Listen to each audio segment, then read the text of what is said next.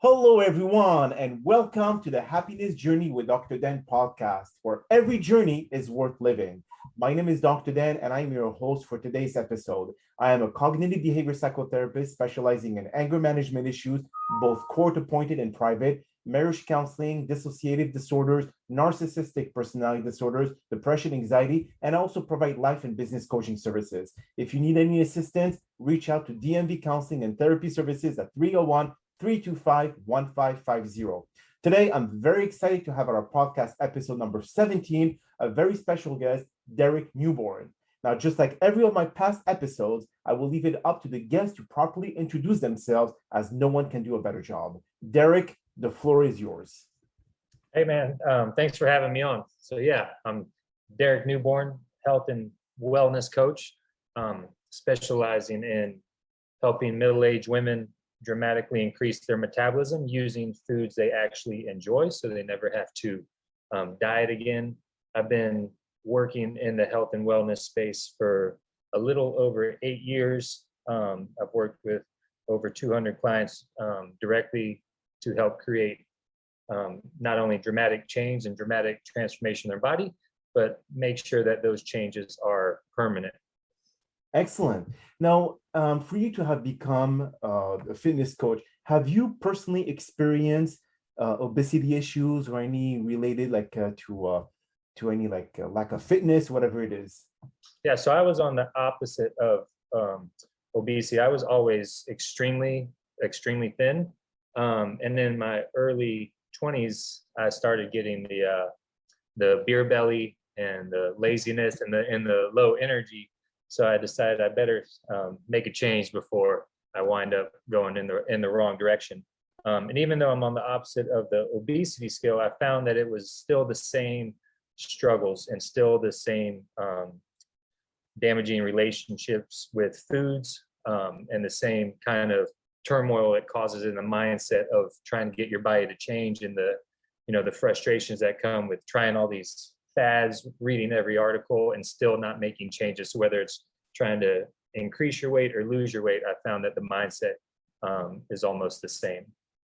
Beautiful. Now, I myself, I've been a personal trainer for 20 years with the National Academy of Sports Medicine. So let's say a woman come to you, and as you and I know, there's 3 body types. We have ectomorph, mesomorph, and endomorph. So it's not only what they eat, Derek, it's also a body type. So if, let's say, someone who is a mesomorph, okay, they will, or ectomorph is a thin one, the meso, sometimes there's a combination of 2. So how do you deal with those kind of body types? So as you just said, there's 3 different body types. So I use the approach of solely focusing on that person's metabolism. So if they're naturally thin and can't put on weight, they probably aren't putting on muscle either. So either way, we're going to have to attack their muscle fibers by giving them more nutrients, and those muscle fibers will naturally raise their metabolism. And if someone is a mesomorph, they're holding weight, but they're not putting on muscle either. So we have to do the same thing, go after their metabolism specifically by giving them the correct amount of nutrients and the proper amount of macronutrients to increase the muscle fibers, which will then speed up their metabolism and get the actual fat off. So I find, focusing on the metabolism, it kind of takes less hide and seek, but when it comes to finding out people's body types and what their goals are. So if we focus from a metabolism standpoint, the approach is very parallel to each other. So if you add the meso ecto or meso or endo, whatever it is, and then you add the hypothyroidism, because hypo, obviously an ectomorph cannot be hypo. That's right. Contradictory, but they could be hyper. So if someone have a hyperthyroidism, would you suggest them a special process to be able to deal with their overactive thyroid? So if they have overactive thyroid, sorry about that. No worries. So if someone has, you said hyperthyroidism, correct? Yes, hyper, yeah. Yeah. So a lot of my clients, they have some kind of hormonal battles or hormonal imbalance, et cetera, et cetera. So the good news is when they have the hyperthyroidism, hormones are out of whack. And again, if we can optimize their metabolism and have their metabolism doing what it's supposed to, digesting the nutrients, spreading out the nutrients where it goes, they'll start feeling better. And while it won't change the hyperthyroidism, the rest of the body kind of balances out so that the thyroidism is more manageable. Because thyroidism, my mom suffers from it as well. And it will definitely make you gain weight, but it won't actually make you gain fat, right? So if they're struggling with it, right, the scale is going to go up and stuff. But if we can add muscle, then the metabolism will start burning the fat easier. And then that in turn will help get the water weight off. Because there's a lot of hormonal issues that I deal with that cause weight gain, but not actual fat gain. I see. Okay. And what about the new fads diet, about the keto diet, or intermittent fasting? I practice intermittent fasting a lot. I've been doing this for the past 4 years, and I have seen drastic changes in my body. I mean, in a good way, not the bad, but it doesn't work for everyone. So what do you suggest when it comes to people who want to be able to lose weight quickly? Okay. Do you think intermittent fasting is a good approach, or is it an unhealthy approach? So you said, so there's a difference between losing weight and losing fat.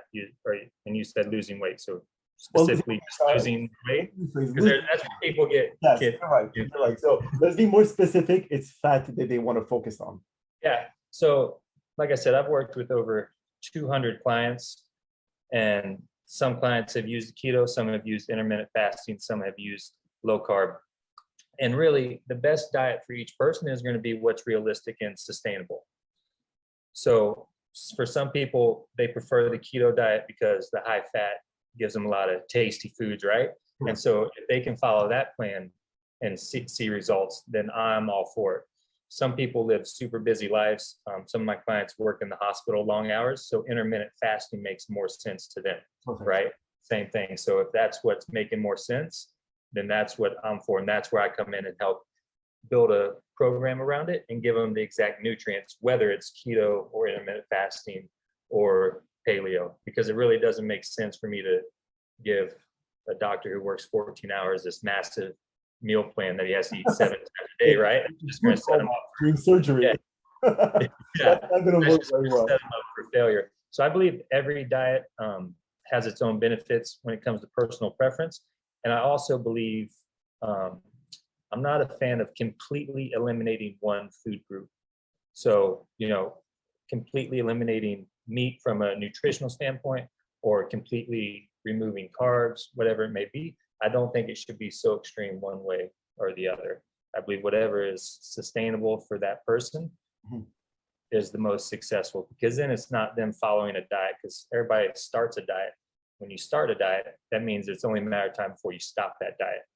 So if we can eliminate that diet mindset and just start making shifts, nobody can take that away from you when you start making changes, because there's nothing to, you're not restricted, there's nothing to stop. It's just a new lifestyle, new direction that you're taking your body, if that makes sense. No, that makes perfect sense. But now let me ask you, sometimes you can go and fix a problem, but then you create another. And let me explain. Let's say in the keto diet, okay, which has high fat, high protein, and very low carbs. I think it's under 20 grams of carbohydrates per day. Don't you also increase LDL cholesterol because of the high fat diet that you and your triglyceride are going to increase as well? So you may lower you may lose weight or lose fat, but then internally you're damaging your heart, your arteriosclerosis, etc. So how do you go and try to overcome that problem? So what I've researched, like I said, keto is usually very successful in men, not as successful in women. So what I always recommend, 4 weeks of a ketogenic diet just to get the weight off, because like you said, it's definitely not something you want to be in on long term. Like, It's funny you brought it up, because I'm literally doing a keto diet right now just to switch it up, just to change out my food and stuff.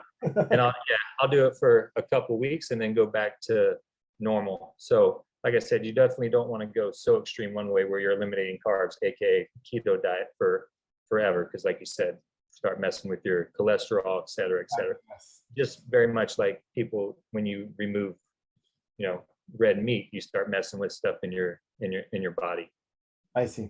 So when we focus primarily on metabolism, as you work with someone's metabolism, more you eat, more you speed up the metabolism, and more you lose fat at rest during resting phase. Now, some people do believe that eating 6 to 7 meals a day, like small meals, will achieve that goal. But in other cases, if you do not allow the body to rest in terms Right. of constant digestion, having to eat food and digest food and extract nutrients, it also damages and puts a lot of toll on the digestive system. So how do you go again and juggle all that? Yeah. For a long time, right? That was the secret. Eat a bunch of small meals a day if you want to Yes. rev your metabolism. And I think I actually believed that early on in my career at one point. But really, it comes down to, like you said, digesting the protein and protein synthesis. And like you said, if you're eating all those meals, your body's always working. It doesn't have time to do what it's actually supposed to do. So essentially, what we do, like I'll have clients that they come to me and they've been following let's say they've been eating 2,000 calories, just tracking their calories, 2,000 a day. And then when we start working together, their calories might go down to 1,800, but the meal plans that I provide them, they're not able to finish them because I'm giving them much more protein, more carbs, more fats, where before, even though they're eating more calories, they weren't getting the right amount of macronutrients. I see. If that makes sense. So everybody gets wrapped up in how many calories you're eating a day, when really it comes down to you want the right amount of nutrients to come in to create new muscle fibers. Those new muscle fibers it takes more energy for your body to operate. It's like a bigger campfire. When you putting more logs on it, you're building a bigger fire. Mm-hmm. And to keep that fire going, you have to keep bringing in food. So that's why, every person that comes to me when we start, they're like, oh my God, I can't even finish my meals for the day. And then by week 4, they're like, I'm finishing my meals. And then by like week 8, they're like, I'm finishing my meals and I'm starving. Dang it. Oh, okay. Yeah, because we increase their metabolism. So like you said, I definitely don't make people eat 7 meals a day. We're usually around between 2 and 4 meals. If people are intermittent fasting, it goes down to about 2 meals. Yes. But 4 meals, and then like I said, when their metabolism's cranking, they can start throwing in snacks and stuff. But yeah, I think it's been fully disproven that 7 small meals a day does anything for your metabolism other than overwork your digestive system. So now there's a new study that says that, and this is, I don't know if you heard about the Montpellier diet. Montpellier diet is a French doctor. He said that, let's say some people are accustomed to meat and potatoes, okay? And they eat, let's say, the meat first, and then the potato, and then they eat fruit afterwards. It says this is the worst combination that you could ever have because meat takes longer to digest than carbohydrates. So once you put the layer of meat, it's going to stay in the stomach for a bit too long. Then you put the potatoes, and the potatoes, which has high glycemic index, will allow the pancreas to secrete a lot of insulin, which will flow in sugar into the body or glucose. And then this is how you store fat. And then when you add, even worse, the fruit afterwards, they say that it ferments in the body, which increases even more the insulin, and that create havoc in the body. So either the fruit or anything that has to do with simple carbohydrate is to eat it an hour, 2 hours prior to your meal, or wait 3 hours after you've digested the carbs or meat, because once it flows into the stomach, it will go quickly because simple carbohydrate doesn't take long to digest. So do you believe in that theory? In theory, that sounds correct. I mean, it could be advantageous for people that have tried other things and maybe just rearranging their food. Because I have some clients, we go on anti-inflammation diets because they can't get rid of the inflammation. And some clients are fine eating, Pop-Tarts for lunch or whatever it may be. You know what I mean? So that's the more knowledge you have of how food works, speaking from a client standpoint, the better off you'll be able to make sound decisions. There's all kinds of doctor diets and stuff out there. that will work in special cases. But from a nutritional standpoint, that definitely makes sense. Okay. So when it comes to any strategies that you can offer the listeners or the clients who are listening right now, when it comes to, if someone comes to you and say, hey, Derek, I've been trying to lose fat for the past 3 years. I still have a belly left from my pregnancy. What should I do? Is there like a specific time of the day that I should eat? Is there a specific type of meal that I should eat? What is the combination between the macronutrients or whatever it is that they have to eat at a specific time? When they should stop eating before they go to sleep? So all this schedule that has to be abided to.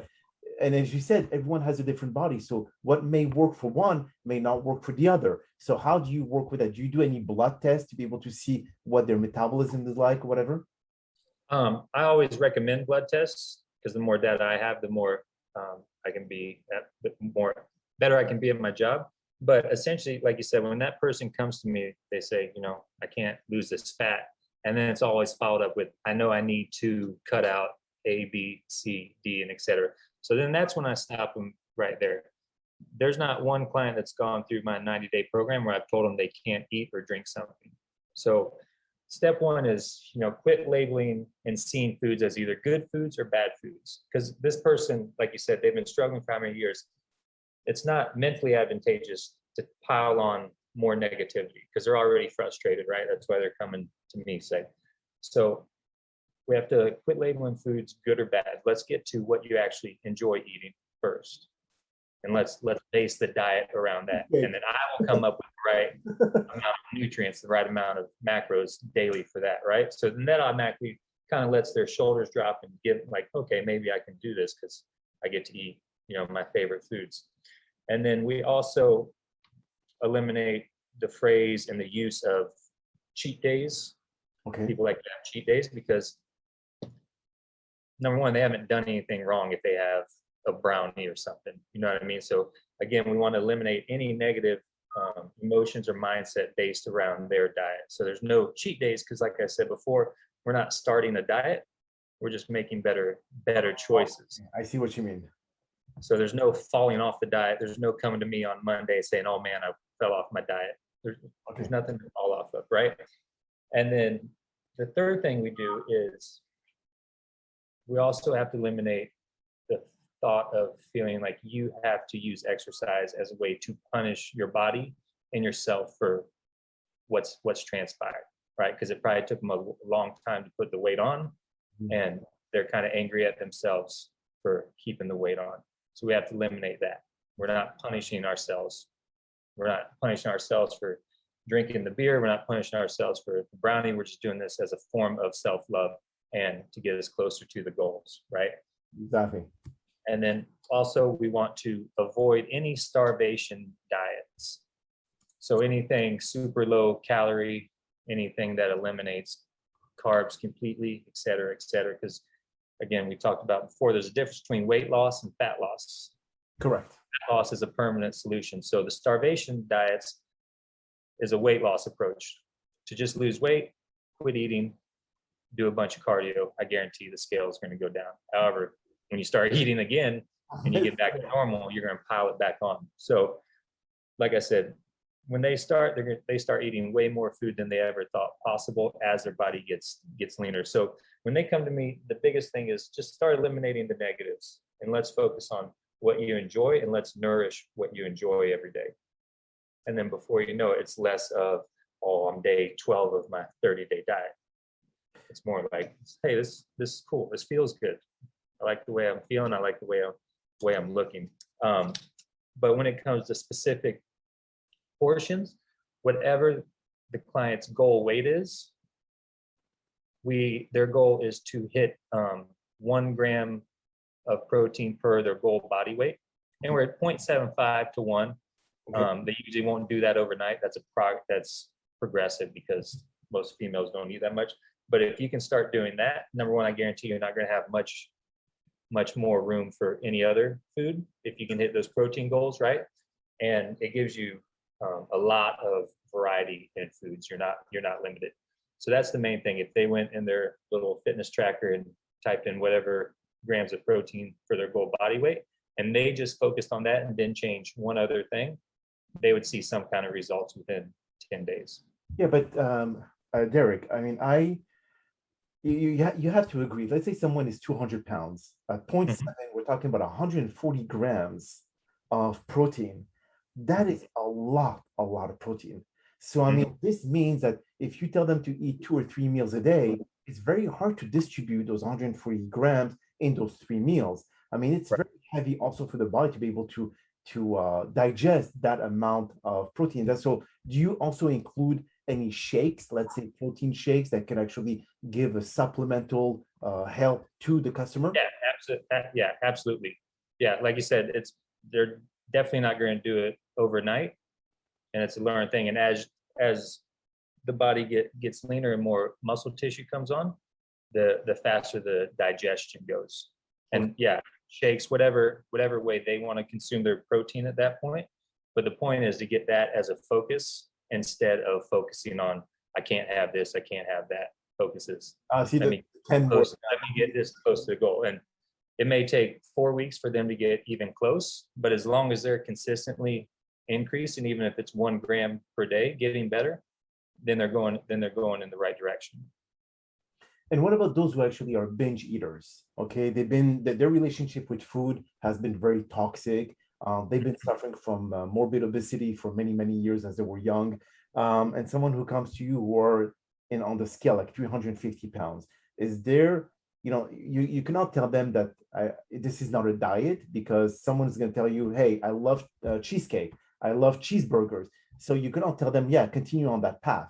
So would you tell them, well, remove the bun and just keep the meat or keep the vegetables? Are you going to do something that is unique in their existing diet to be able to make them lose the weight that they need?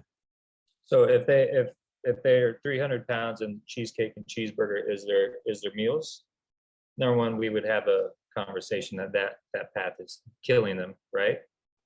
So we would figure out how many cheeseburgers are they eating a day, right? And if a person's 300 pounds, they're most likely, it's going to be 8 or 10. Yeah, it's going to be a journey, right? So let's say they eat 10 cheeseburgers a day. Okay, well, for 2 weeks, let's go down to 8 cheeseburgers a day. Okay. And do a little more bike riding or walking, whatever they're physically capable of. And let's get down to 6 cheeseburgers, et cetera, et cetera. Does that make sense? Yes. Okay. And then we also have a conversation about what is the emotional eating actually doing for them, right? What's the underlying reason behind the emotional eating? So then we attack that. And as you know, every person is wildly different. Oh, I agree. You just tell them to watch the show TLC, My 600-Pound Life, and you have them cured in 1 minute. But yeah, like for instance, I have a client right now who, when we started, they were drinking 6 Cokes a day, regular Cokes. Ouch. Okay. And so if I told them, you got to cut out Cokes, they'd probably be like, impossible, right? Can't do this. See you. I'll find somebody else. So we switched it down to 3 Cokes a day, right? Still not the best, but way better. If you cut your Cokes in half per month, that's huge, right? And then we got down to 1 Coke. And then we got down to 1 Diet Coke. Oh, wow. Okay. So there's always, you can keep everybody's emotional preferences in check and still get them exactly where they want to be. Interesting. So then basically any toxic relationship that arise from childhood problems, etc., is there like a specific timeline that you give to? You said you have a 90-day program, but if they do not reach that goal in 90 days, do you extend it another 90 days, or how do you go with that? Or are they capable of continuing the program without your assistance? So the program is designed for them to, after 90 days, never need me again. That's the goal. Never need a coach again. So each case is vastly different. But by the time we get to day 90, if I've done my job, I've taught them exactly how to manipulate their metabolism, and we've tackled the self-limiting beliefs they've had about themselves. Okay. So once in those 90 days, we're going to elevate their metabolism to some capacity, right? So once that metabolism is at that level, nobody can take it away from them because they're in full control of it at that point, right? Knowing they can sabotage it by going back to the old ways. So I created it to be the last coaching program they ever need. With that being said, like you said, not everybody reaches their goals. Some continue on without me. Some renew just because they like having me in their corner, in their pocket, eliminate their guesswork. But it's definitely not a thing where like, oh, we didn't reach your goal, you got to pay me more money if you want.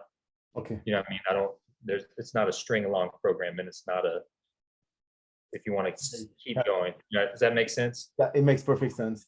So tell our listener, how can anyone reach out to you, especially if they're looking for a fitness coach to assist them through this transition?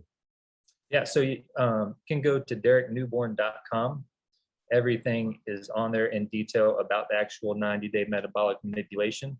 You can friend me on Facebook at Derek Newborn, just normal. I like to keep it pretty friendly and personal. So if you want to message me and ask whatever, I'd be glad to have a conversation with you. On Instagram, it's dnewborn, but dereknewborn.com has all the information you could possibly need. And like I said, feel free to message me on social media, even if it's just if you have questions. If you don't want to work with me, but you just had specific questions, whatever. I like to keep it friendly and honest, transparent.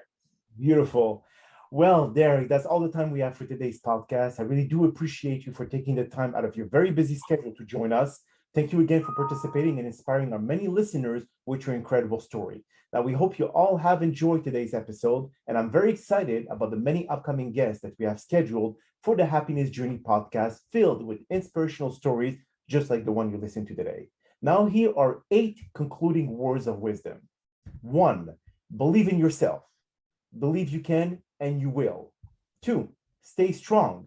Dream, believe, and achieve. 3, never give up. A little progress each day adds up to big results.